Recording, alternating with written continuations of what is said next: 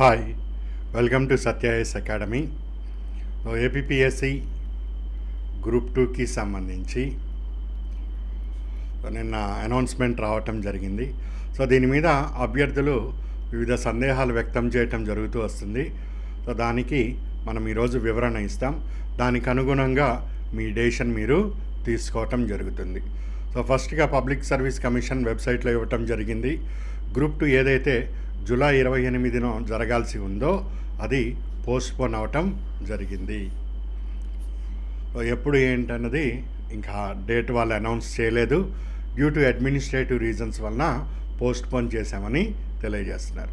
So first point ఇది clear మనకు. So second point, APSC chairman Gautam Sawang garu రాజీనామాని గవర్నర్కి సమర్పించడం జరిగింది. సో గవర్నర్కి సమర్పించారు. దాని తర్వాత ఏం జరుగుతుంది అన్నది ఇక చూడాలి. సో కొత్త చైర్మన్ ఎప్పుడు వస్తారు ఏంటి అని, ఇంకా మిగిలిన సభ్యులు ఎవరన్నా రాజీనామాకి సిద్ధంగా ఉన్నారా లేదా ఏం జరుగుతుంది అన్నది time will decide. So second point ఇక్కడ మనకు క్లియర్ అవుతున్నది, ప్రస్తుతానికి ఏపీఎస్సికి చైర్మన్ లేరు. కొత్త చైర్మన్ వస్తేనే అప్పుడు ప్రక్రియ ముందుకు వెళ్తుంది.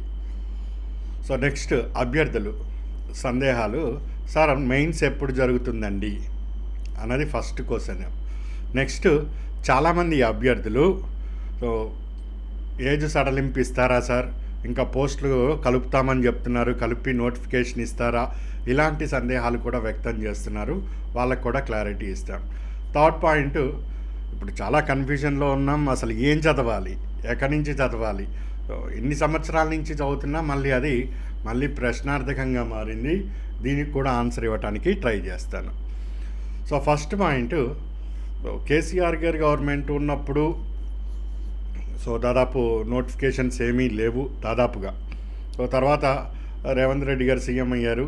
ఆయన రాగానే ఏజ్ లిమిట్ ఏదైతే ఈ 5 సంవత్సరాల కేసీఆర్ పీరియడ్లో 5 సంవత్సరాల నోటిఫికేషన్స్ అనేది గ్రూప్ 1 కానీ గ్రూప్ 2 కానీ లేకుండా ఉన్నాయి. సో ఆ కారణంగా ఏజ్ సడలింపుని అక్కడ ఇచ్చి age limit for government employed rise to 46 years. So గతంలో తెలంగాణలో 44 ఉండేది, దానిని 46 చేయటం జరిగింది. సో 46 చేసి ఇక్కడ తెలంగాణలో నోటిఫికేషన్స్కి వెళ్ళటం జరిగింది. సో అదనంగా కొన్ని పోస్టులు కూడా కలిపి ఇవ్వటం జరిగింది. ఇది గ్రూప్ 1కి. అదేవిధంగా గ్రూప్ 2కి సంబంధించి అండ్ గ్రూప్ 3కి సంబంధించి కూడా ఈ సడలించిన వయోపరిమితి అనేది అప్లికేషన్ అనేది జరుగుతుందని కూడా తెలియజేశారు.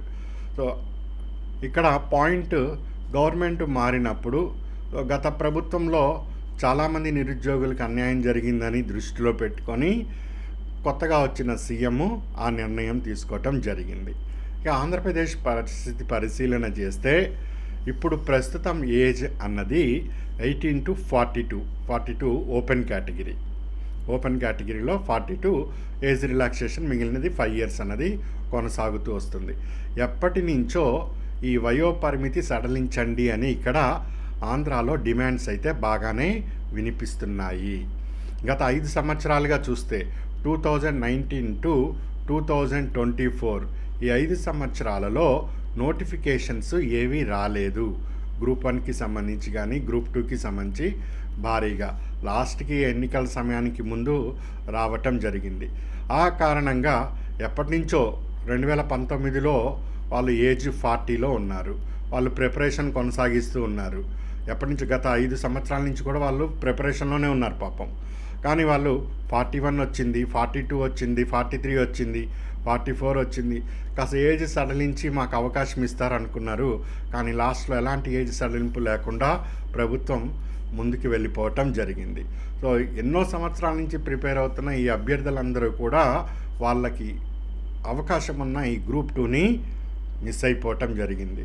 సో ఇలాంటి వాళ్ళందరూ చాలామంది కూడా మాకు ఏజ్ సడలింపు చేసి న్యాయం చేయమని కొత్త ప్రభుత్వాన్ని కోరటం జరుగుతున్నది. First point. సో ఈ 5 ఏళ్ళు ఏదైతే నోటిఫికేషన్ లేకుండా వాళ్ళ సమయాన్ని వృధా అయిపోయి వయసు అర్హత పొందకుండా ఉన్నారో వాళ్ళందరి డిమాండ్ అయితే ప్రస్తుతం ఏజ్ సడలింపు ఇవ్వండి అన్నది ఉంటుంది. ఇంకొకటి, group 2 executive plus non executive ఈ రెండు 5 సంవత్సరాల నుంచి నిరీక్షణ చేస్తూ ఉంటే సో ఇన్ టోటల్గా మనకు వచ్చింది 800 ప్లస్ వేకెన్సీస్ మాత్రమే. ఆన్ యావరేజ్ ఒక సంవత్సరానికి 150 to 180 మధ్యలో ఉన్నాయండి ఆన్ యావరేజ్. సో 5 సంవత్సరాల నుంచి ఎదురు చూస్తుంటే ఇది తక్కువ నెంబర్గానే మనకు కనిపిస్తున్నది. ఏదో వచ్చింది, వెల్ అండ్ గుడ్, కానీ అవకాశం ఉన్నది. ఇక్కడ ఇంకా పోస్టులు కల్పించుకోవడానికి చాలా అవకాశం ఉన్నది. ప్రస్తుతం తెలంగాణలో, ఇక్కడ ఆంధ్రాలో గ్రూప్ 2 ఎగ్జిక్యూటివ్ ప్లస్ నాన్ ఎగ్జిక్యూటివ్ని కలిపి గ్రూప్ 2గానే వ్యవహరిస్తారు. ఇక్కడ తెలంగాణలో గ్రూప్ 2 ఎగ్జిక్యూటివ్ని గ్రూప్ 2గా, నాన్ ఎగ్జిక్యూటివ్ని గ్రూప్ 3గా వ్యవహరిస్తారు. ఏపీ టర్మ్స్లో మాట్లాడాలంటే గ్రూప్ 2, గ్రూప్ 3 రెండింటిని కలిపి గ్రూప్ 2గానే పరిగణిస్తున్నాం. సో ఇప్పటికే 2300 పోస్టులు నింపుతామని ఇక్కడ తెలంగాణ గవర్నమెంట్ చెప్తూ ఉన్నది. గత 5 సంవత్సరాల నుంచి రిక్రూట్మెంట్ లేదు, నింపుతాం 2003. ఇంకా అదనంగా పోస్టులు కావాలని కూడా అభ్యర్థులు అడుగుతున్నారు. ఇంత రిక్రూట్మెంట్ జరుగుతున్నప్పుడు ఆంధ్ర పరిస్థితి చూస్తే ఇక్కడ 800 వేకెన్సీస్కి ఇచ్చాము, ఇక మీ పని మీరు చేసుకోండి అన్నట్టుగా అయిపోయింది. సో ఇది కూడా ఇప్పుడు 1-2 మార్కుల్లో 5 సంవత్సరాల నుంచి కష్టపడి పోస్ట్ జారిపోతుందన్న బాధ కూడా చాలామందికి ఉన్నది. ఎక్కువ పోస్టులు వస్తే అవకాశం పెరుగుతుంది. పోస్టులు ఉన్నాయి, అక్కడ పోస్టులు చాలా ఉన్నాయి. మీకు గుర్తు ఉన్నదో లేదో, మనం క్లాసులు దాదాపు 5 సంవత్సరాల నుంచి నిర్వహిస్తున్నాం. 2019 నాటికే దాదాపు 800 పైన గ్రూప్ 2 వేకెన్సీస్ ఉన్నాయి, అప్పుడు నింపుతామని చెప్పారు. ఆ తర్వాత కూడా ఇంకా వేకెన్సీస్ చాలా పెరుగుతూనే వచ్చాయి. సో ఆ వేకెన్సీస్ అన్నీ కూడా కలిపి ఏమన్నా పెద్ద భారీ నోటిఫికేషన్ ఇచ్చే అవకాశాలు ఉన్నాయా అన్నది కూడా అభ్యర్థులు. సో ఆల్రెడీ 800కి ఇచ్చారు, ఇంకొక 400 500 కలిపితే ఒక 1300 to 1500కి వెళ్తే కాస్త మంచి నోటిఫికేషన్ అవుతుంది. ఉద్యోగంలో సెటిల్ అవడానికి ఎక్కువ అవకాశాలు ఉంటాయి. నెంబర్ ఆఫ్ వేకెన్సీస్ పెరిగితే, కొద్దిగా ఎఫర్ట్స్ పెంచుకోగలిగితే అవకాశం అన్నది బాగా ఉంటుంది. సో ఆ విధంగా కూడా పరిశీలన అన్నది జరుగుతుంది. బట్ ఎంతవరకు వెళ్తుందో అదైతే తెలవదు. సో ఈ డిమాండ్ కూడా ఉన్నది, పోస్టుల సంఖ్య పెంచి కాస్త ఏజ్ రిలాక్సేషన్ కూడా ఇవ్వండి అన్నది కూడా జరుగుతుంది. అయితే ఇప్పుడు కొత్త ప్రభుత్వం ఏం చెయ్యొచ్చు అన్నది మనకు సందేహాలు వ్యక్తమవుతున్నాయి. సో ఈ విధంగా జరుగుతుందా లేదా అన్నది చూడాలి. ఫస్ట్ చైర్మన్ లేకుండా ఎగ్జామ్స్కి అయితే వీళ్ళు వెళ్ళరు. కొత్త ప్రభుత్వం ఖచ్చితంగా కొత్త చైర్మన్ని నియామకం చేయవలసిందే. కొత్త చైర్మన్ నియామకం చేస్తే అప్పుడు ఏమన్నా నిరుద్యోగుల నుంచి వినతులు వీళ్ళకి వెళ్తే ఇది నుంచి గవర్నమెంట్కి వెళ్ళి గవర్నమెంట్ డెసిషన్ తీసుకొని ఆ డెసిషన్ని చైర్మన్కి ఇస్తే దాని ఏమన్నా ఫర్దర్ ఇంప్లికేషన్స్ అన్నది దాని మీద ఉండొచ్చు. నిరుద్యోగుల నుంచి అయితే ప్రస్తుతం అయితే వినతులు వస్తున్నాయండి ప్రభుత్వం దగ్గరికి. సార్ మాకు ఏజ్ పెంచండి అండి, గత ప్రభుత్వంలో 5 సంవత్సరాల నుంచి మేము నిరుద్యోగులందరం ఎదురు చూసాము, కానీ ఎలాంటి మాకు బెనిఫిట్ అయితే అందలేదు మాకు అని వాళ్ళు అడుగుతూ వస్తున్నారు. సో ఏజ్ పెంచి ఇంకొన్ని వేకెన్సీస్ ఇచ్చి వెళ్ళండి అన్నట్టుగా ప్రభుత్వాన్ని కొంతమంది అభ్యర్థులు కోరటం కూడా జరుగుతున్నది వివిధ స్థాయిల్లో. సో ప్రభుత్వం దీనికి ఒకవేళ పాజిటివ్గా స్పందిస్తే, ఎస్ నిజమే కదా, 2019 నుంచి అసలు ఏమీ జరగలేదు గ్రూప్ 2 అన్నది, దానివల్ల వయసు ఎంతోమందికి వృధా అయిపోయింది.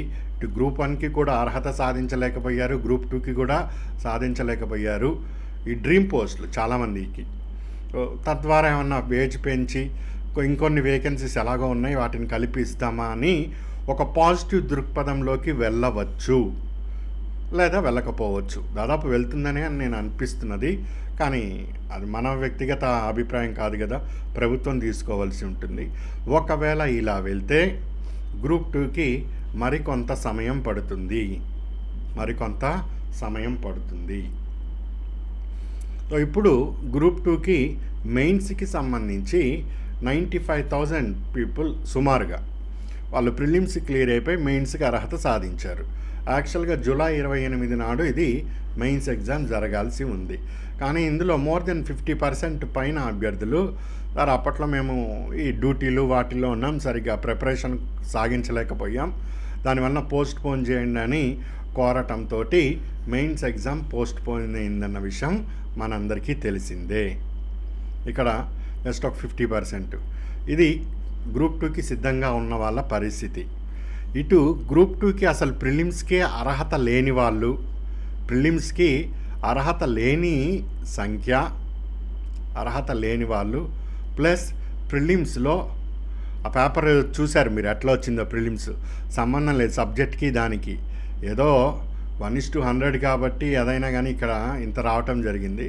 సో దానివల్ల కూడా ప్రిలిమ్స్ అర్హత కోల్పోయిన వాళ్ళు కూడా ఉన్నారు చాలామంది. సో వీళ్ళందరూ కోరుతున్నది ఏంటంటే కాస్త నోటిఫికేషన్ భారీగా ఇచ్చి, ఆల్రెడీ 800 ఇచ్చారు, ఇంకొక 400-500 కలిపి ఒక 1200-1300 వేకెన్సీస్, భారీ నోటిఫికేషన్, ఇంకా అవకాశం అంటే ఎక్కువతోటి ఒక కొత్త నోటిఫికేషన్ ఇచ్చి మళ్ళీ వీళ్ళకి కూడా ప్రిలిమ్స్ నిర్వహించి, సో వీళ్ళతో పాటే ఒకేసారి మొత్తం మెయిన్స్ నిర్వహిస్తే ఇటు నిరుద్యోగుల ఎంతో కాలం నుంచి ఎదురు చూస్తున్న నిరుద్యోగులకి ఒక అవకాశం ఉంటుంది, ప్రిలిమ్స్ ఇక్కడ కొద్దిపాటి తేడాతో కోల్పోయిన వాళ్ళకి అవకాశం ఉంటుంది, ఇటు మెయిన్స్లో అలాగో వీళ్ళు 50% టైం అడిగారు కాబట్టి ఇది కొద్దిగా వీళ్ళకి కూడా బెనిఫిట్గానే ఉంటుంది అనేది ఎక్కువ మంది అభ్యర్థులు వ్యక్తపరుస్తున్న ఆలోచన విధానము. మరి దీనికి ప్రభుత్వం ఏ విధంగా స్పందిస్తుందో అది మనము గమనించవలసి ఉంటుంది. సో అయితే ఇప్పుడు నేను గ్రూప్ 2 మెయిన్స్కి చదవాలండి, ఏం చదవమంటారు?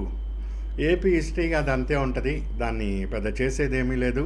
పాలిటీ ఏదన్నా కొద్దిపాటి డైనమిక్స్ ఉంటే దానిని మనం చూసుకుంటూ ఉంటాం, అది కూడా మెయిన్స్ డేట్స్ క్లియర్గా వచ్చి అప్పుడు ఏదన్నా ఉంటే అప్పుడు దాని మీద మనము ఒక స్టెప్ ముందుకు వేయటానికి అవకాశం ఉంటుంది. ఇది పాలిటీ. ఇక ఎకానమీకి సంబంధించి చూస్తే జూలై 22 నాడు బడ్జెట్ వచ్చే అవకాశాలు ఉన్నాయి. ఇంకా ఎకానమీలో అప్డేట్స్ అన్నది మారుతూ వస్తున్నాయి, చాలా వస్తాయి ఇంకా, అదొకటి. అండ్ ఏపీ ఎకానమీకి సంబంధించి పాతది మొత్తం కూడా దేనికి పనికిరాదు, అయిపోయింది అది. వాళ్ళు స్కీమ్స్ పేరు కూడా మార్చేశారు, జగన్ పేరు మీద ఉన్నవన్నీ స్కీమ్స్ మారిపోయినాయి, వాళ్ళు పాతది సర్వేలు గిరివేలు అన్నీ అవుట్. ఏపీ ఎకానమీ మళ్ళీ ఏపీ ఎకానమీ ఫ్రెష్గా చదవవలసిందే. అయితే ఫ్రెష్గా చదవటానికి ఇప్పుడు ప్రజెంట్ కంటెంట్ ఏదన్నా ఉండాలి కదండి, కంటెంట్ ఏదన్నా ఉండాలి. బేసిక్స్ అంటే అన్నీ చదువుతాము, సో ఈ కంటెంట్ మాత్రం ప్రస్తుతము గవర్నమెంట్ నుంచి రావాలి. అప్పటి వరకు ఇది జీరోనే కంటెంట్.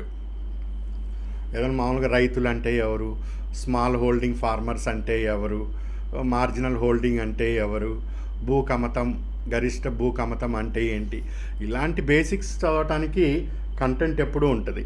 ఆంధ్రప్రదేశ్లో ప్రత్యక్ష ట్యాక్సులు ఏంటి, పరోక్ష పన్నులు ఏంటి, ఇట్లాంటి బేసిక్స్కి అయితే అవకాశం ఉంది. కానీ డైనమిక్ పార్ట్ ఏపీ ఎకానమీ, దానికి సంబంధించి అయితే ప్రస్తుతం చూస్తున్నారు కదా, అదేమీ లేదు. నెక్స్ట్ శ్వేతపత్రాల పరిస్థితి ఏంటి, చదవాలా వద్దా? సో శ్వేతపత్రాలు అన్నది ఎగ్జామ్ని దృష్టిలో పెట్టుకొని ఉంటుందండి. ఎగ్జాము ఒకవేళ నేను చెప్తున్నది ఈ గవర్నమెంట్ ఇట్లాంటివి ఏమీ తీసుకోకుండా మెయిన్స్ నిర్వహించేద్దాం అని నవంబర్లో ఎగ్జామ్కి వెళ్తే, డేట్స్ అనౌన్స్ చేస్తే, డేట్స్ ఇస్తే అప్పుడు శ్వేతపత్రాలకి వెయిటేజ్ ఉంటుంది. అదర్వైజ్ లేని పక్షంలో ప్రస్తుతం అంత పెద్ద వెయిటేజ్ దీనికి ఉండకపోవచ్చు. ఫస్ట్ పాయింట్ ఇక్కడ. నెక్స్ట్, ఒకవేళ నవంబర్లో ఎగ్జామ్ జరిగితే 3 to 4 months ఇప్పుడు current related science and tech మనం బేసిక్ క్లాసెస్ అన్నీ ఇవ్వటం జరిగిందండి. దీనికి సంబంధించి అప్డేట్స్ ఏమైనా ఉంటే అవి చూసుకోవాలి. సెకండ్, ఇండియన్ ఎకానమీలో బడ్జెట్ అనేది వస్తుంది. అదేవిధంగా ఇంకా కొత్త గవర్నమెంట్ పాలసీస్ కూడా వస్తున్నాయి ఇండియన్ ఎకానమీకి సంబంధించి, వీటిని కూడా చూసుకోవాలి. థర్డ్ వన్, ఏపీ బడ్జెట్ కూడా రాబోతున్నది. సో ఏపీ బడ్జెట్లో కూడా మనం కొన్ని అంశాలని డిస్కస్ చేయవలసి ఉంటుంది. ఏది ఇన్ఫ్యాక్ట్ నవంబర్లో జరిగితే. ఒకవేళ ఏ కారణం చేతనైనా నవంబర్ కాకుండా వీళ్ళు ఇంకొక 400 నుంచి 500 పోస్టులు పెంచి ఏజ్ సడలింపు ఇచ్చి తర్వాత కొత్తగా నోటిఫికేషన్ ఇచ్చి వాళ్ళు ప్రిలిమ్స్ రాసి మొత్తం కలిపి మెయిన్స్ ఒకేసారి అంటే ఇది మరికొంత సమయం పట్టే అవకాశం ఉన్నది. సో ఆ సమయం ఎప్పుడు ఏంటన్నది మనం క్లియర్గా చెప్పలేము. అది నెక్స్ట్ ఎప్పటికైనా వెళ్ళొచ్చు. చూడాలి, వెయిట్ అండ్ సీ. దాన్ని ఇప్పుడే మనం డెసిషన్ తీసుకోలేము.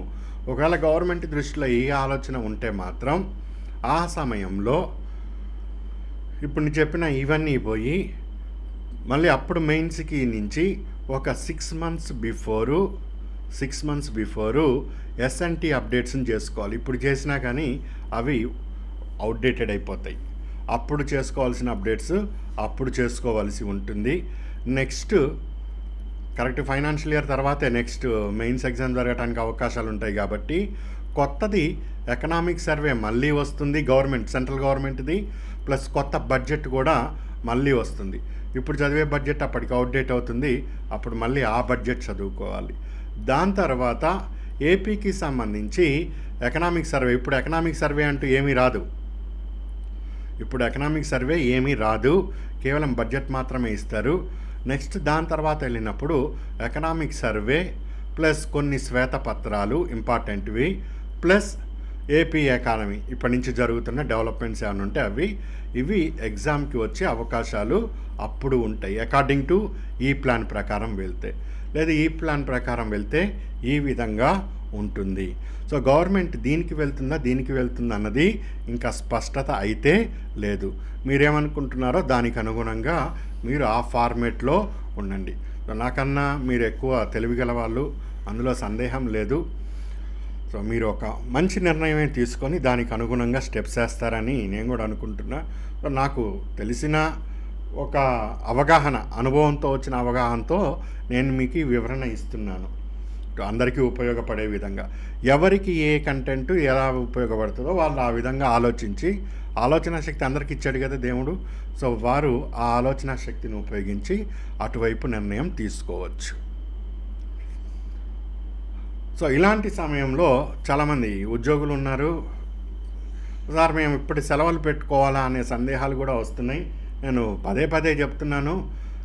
లాస్ట్ టైం నేను క్లాస్ చేసినప్పుడు కూడా చెప్పాను క్లియర్గా, సెలవులకి వద్దు, సెలవులు పెట్టకండి, సెలవులు పెట్టవద్దు. నేను చెప్తాను క్లియర్గా, ఎప్పుడు క్లారిటీ ఉన్నప్పుడు చెప్తాను. లాస్ట్ టైం కూడా అదే చెప్పాను. మీరు ఆ క్లాస్ ఓపెన్ చేసి చూసుకోవచ్చు. సార్ జూలైలోనే ఎగ్జామ్ అంటున్నారు, సో నేను మొత్తం చదివేయాలి, సెలవు పెట్టేయమంటారా అని కూడా అడిగితే నేను ఓపెన్గా చెప్పాను, సెలవులు పెట్టకండి, జరిగేదే జరుగుతుంది. ఇప్పుడే పెట్టుకుంటే మీకు ఆ వచ్చే ₹1 కూడా ఆదాయం అనేది కోల్పోతారు. ఆదాయం కోల్పోతే డిప్రెషన్కి గురవుతారు. డిప్రెషన్కి గురైతే చదువు మీద సరిగా ఫోకస్ చేయలేరు. సో చదువు మీద ఫోకస్ చేయలేకపోతే ఇన్నాళ్ళు పడిన కష్టం పోతుంది అని. సో మనకు ఒక క్లారిటీ లైన్ ఏర్పడితే అప్పుడు ఈ ఏరియాలో మీరు సెలవులు పెట్టుకోండి, ఈ సెలవుల్ని మీరు ఎగ్జామ్కి ఈ విధంగా వాడుకోవచ్చని చెప్పచ్చు. నీకు అన్సర్టనిటీ ఎక్కువగా ఉన్నప్పుడు సెలవులు పెట్టుకొని ఇంట్లో కూర్చొని ₹1 ఆదాయం లేక డబ్బులు ఎట్లాగో తెలవక దాదాపు 3 ఏళ్ల నుంచి కూడా సఫర్ అవుతున్న అభ్యర్థులు ఉన్నారండి. ఏదన్నా వేరే ఆదాయ మార్గాలు ఉంటే ఓకే కానండి, లేకపోతే ఆదాయాల్ని మీకు వస్తున్న ప్రజెంట్ ఆదాయాల్ని వదులుకొని ప్రత్యేకంగా దీని ముందు కూర్చుంటే అనవసరమైన ఒత్తిడి జరుగుతుందని నా వ్యక్తిగత అభిప్రాయం. ఇది కూడా సో సాధారణంగా జోలికి వెళ్ళకండి, నడవనియండి బండిని. మనకు పూర్తి క్లారిటీ వచ్చినప్పుడు అప్పుడు మీ నిర్ణయం మీరు తీసుకోవచ్చు. నా సలహా ఉంటే మీరు పాటించవచ్చు. ప్రస్తుతానికైతే నా సలహా ఇది, అది మీ ఇష్టం. అయితే గవర్నమెంట్ దీనికి వెళ్తుందా అన్నది మరికొన్ని రోజుల్లో స్పష్టత వస్తుంది. అది మరికొన్ని రోజులు కావచ్చు, మరికొన్ని నెలలు కూడా కావచ్చు. సో ప్రస్తుతానికి అందరూ చెప్తున్న కామన్ వర్డ్, అందరూ ఏం చెప్తారు, 5 సంవత్సరాల నుంచి చదువుతున్నాం, ఇంకా చదవండి అవకాశం వదులుకోవద్దు, మంచి అవకాశం. సో అందరూ చెప్పిందే నేను కూడా, ఎవరు చెప్పినా, ఏ గురువు చెప్పినా, ఏ టీచర్ చెప్పినా ఇదే చెప్తారు. చదువు మానేసి ఖాళీకి కూర్చో, నీ పనులు నువ్వు చేసుకో అని అయితే ఎవరు చెప్పరు. అది పోస్ట్ పోన్ అవుతుందా, మళ్ళీ కొత్త నోటిఫికేషన్ వస్తుందా, కొత్తగా పోస్టులు వస్తాయా దాని గురించి ఎవరు ఇప్పుడు ప్రస్తుతం టాక్ కూడా ఉండదు. అందరూ చెప్పేది ఒకటే, చదవండి, మెయిన్స్ దగ్గరలోనే ఉన్నది, సో బాగా ప్రిపరేషన్ చేయండి అని చెప్తున్నారు. అందరూ ఎవరు చెప్పినా అదే చెప్తారని చెప్తున్నాను. సో నేను కూడా అదే చెప్తున్నాను, మెయిన్స్ దగ్గరలోనే ఉంది, అందరూ బాగా చదవండి. ఎందుకంటే వాళ్ళు నోటిఫికేషన్ మీద గవర్నమెంట్ చెప్పే వరకు అధికారికంగా ఎవరు చెప్పడానికి వీల్లేదంటే అభిప్రాయం ఎవరన్నా వ్యక్తం చేయొచ్చు, ఇట్లా జరగచ్చు జరగకపోవచ్చు అని. సో సాధారణంగా అయితే ఇది ప్యాటర్న్. సో ఇప్పుడు మీకు కాస్త క్లారిటీ వచ్చి ఉంటుంది అని అనుకుంటున్నాను.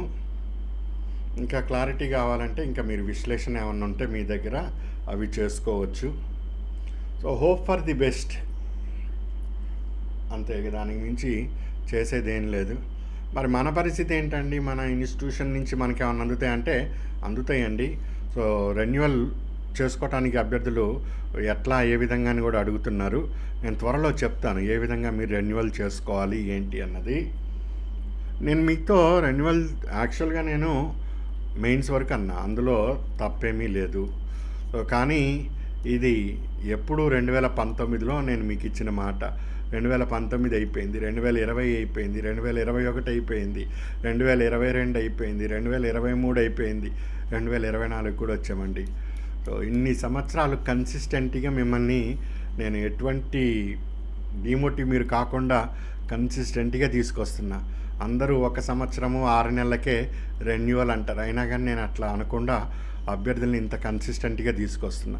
ఇన్ని సంవత్సరాలు మీరు పే చేసిన ఏదైతే ఉందో దాన్ని యావరేజ్ చేసినా వీళ్ళు ఇచ్చేదానికన్నా కూడా మీరు నాకు తక్కువే ఇస్తున్నారు. మామూలుగా 200 పెన్షను 2000 అయింది, 2000 పెన్షన్ కూడా 4000 అయింది నెలకి. కానీ నేను దానికన్నా కూడా తక్కువ ఇస్తున్నా. ఈవెన్ ఈరోజు ఎల్కేజీ స్టూడెంట్ చేరటానికే 1,00,000 నుంచి 50,000, మామూలు స్కూల్లో 50,000, 1,00,000 పడుతున్నాయండి. సో నేను ఇంత కన్సిస్టెంట్గా నేను మీకు అందజేస్తూ వస్తున్నా. సో నాకు కూడా ఎఫర్ట్స్ ఉన్నాయి, ఇక్కడ ఎఫర్ట్స్ పెట్టుకోవాలి నేను కూడా. రెన్యువల్ చేయించడంలో తప్పు లేదని మీరే చాలామంది అభ్యర్థులుగా వ్యక్తపరిచారు. సో వాళ్ళందరికీ కూడా ధన్యవాదాలు. రెన్యువల్ చేయించుకుంటా అంటున్నారు, నేను త్వరలో దాని గురించి కూడా చెప్తాను. సో వన్స్ నేను చేయించిన తర్వాత మళ్ళీ సైన్స్ అండ్ టెక్నాలజీ ఏ విధంగా అప్డేట్స్కి వెళ్తాం, ఎకానమీ ఏంటి, ఇవన్నీ కూడా మనం తీసుకొని వెళ్తాం. ఒకవేళ మీరు రెన్యువల్ ఇప్పుడు చేసుకుంటే, సో ఇప్పుడు చేసుకున్న రెన్యువల్నే నేను మీకు మెయిన్స్ వరకు అర్హత ఇవ్వటం జరుగుతుంది. సో కొత్త నోటిఫికేషన్ వచ్చి మళ్ళీ పోస్టులు యాడ్ అయ్యి మళ్ళీ ప్రిలిమ్స్ మెయిన్స్ జరిగినా ఆ మెయిన్స్ చివరి వరకు కూడా నేను ఇస్తాను. దానికి కొద్ది మీరు నాకు సహకరించగలిగితే నేను మీకు సహకరించడానికి అవకాశం ఉంటుంది. లేని సందర్భంలో చేయగలిగింది ఏముంది, నేను ఇవ్వగలిగింది ఇచ్చాను 5 సంవత్సరాల నుంచి. సో బ్యాంక్రఫ్ట్ ఐపీ పెట్టుకోవాల్సిందే నేను ఇప్పుడు, ఆ పరిస్థితి ఉంది. మన నోటిఫికేషన్ గత 5 నుంచి లేదు, చూశారు కదా మీరు, ఏ దారుణంగా దెబ్బ కొట్టేశాడు. నిరుద్యోగులకి దెబ్బే, ఏదో ₹1 పెట్టుకొని ఇట్లా నడుపుతున్న వ్యవస్థలకి దెబ్బే ఇది. సరే అయిపోయిన దానికి చేసేది ఏం లేదు, ఇప్పుడు ఇది పరిస్థితి. సో దీనికి అనుగుణంగా మీ నిర్ణయాలు తీసుకోండి, ధైర్యంగా ఉండండి. ఇంకేమైనా అప్డేట్స్ అందితే నేను దాన్ని మీకు కమ్యూనికేట్ చేస్తూ ఉంటాను. సైన్స్ అండ్ టెక్ ఎకానమీ ఏ విధంగా వెళ్తామన్నది త్వరలో నేను మీకు ఒక క్లారిటీ ఇచ్చి తీసుకొని వెళ్తాను. సో ఆల్ ది బెస్ట్ అండి, గుడ్ లక్.